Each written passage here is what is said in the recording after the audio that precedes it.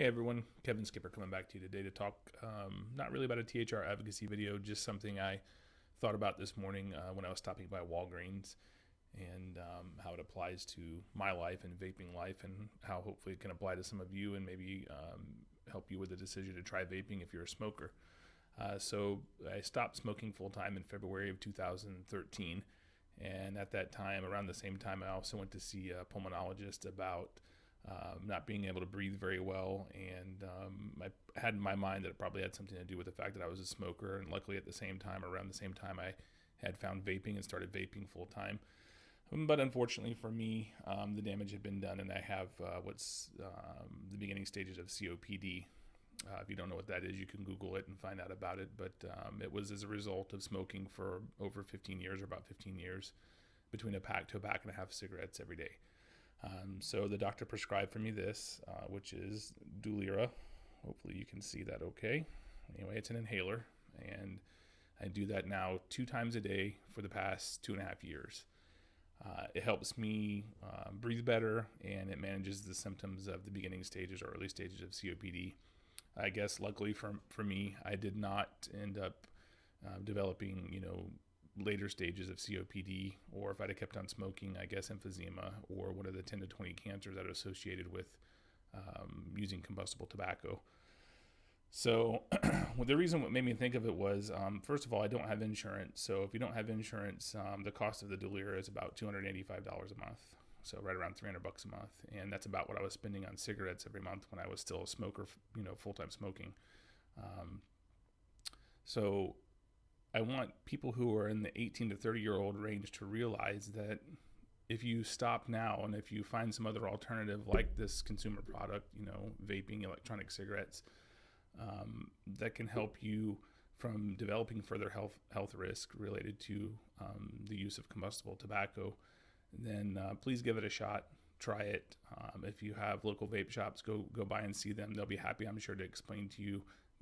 Explain to them that you're new and you want to switch over to vaping and stop smoking combustible tobacco, and that you're looking for a starter kit, something to get you started with vaping, so that you can join the community, and you'll find that we're the best support structure and support system that's out there available for you to live a smoke-free life.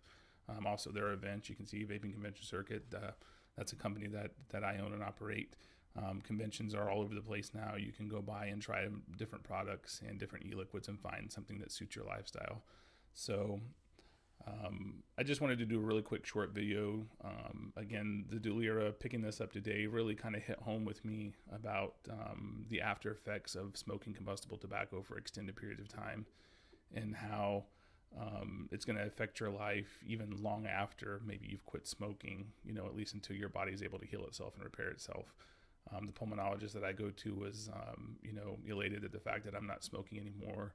He wouldn't openly endorse, electronic cigarettes, but he's definitely noticed a change in my health, and the COPD definitely hasn't progressed. And he said it may take some time, but eventually, hopefully, without smoking combustible tobacco, then it may eventually go away on its own.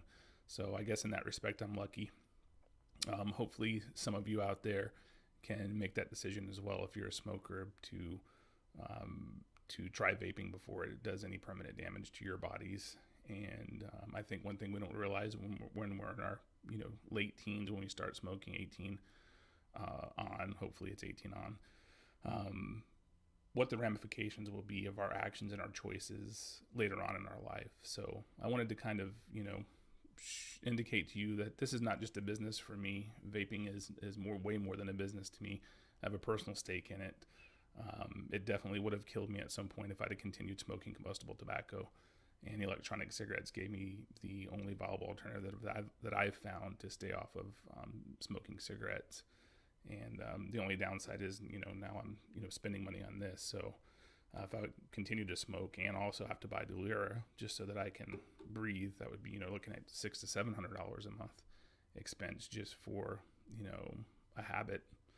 So anyway, luckily vaping is a lot cheaper than smoking. And, obviously it's had, an effect on me to be able to stop smoking combustible tobacco. So anyway, I just wanted to share that with you guys today.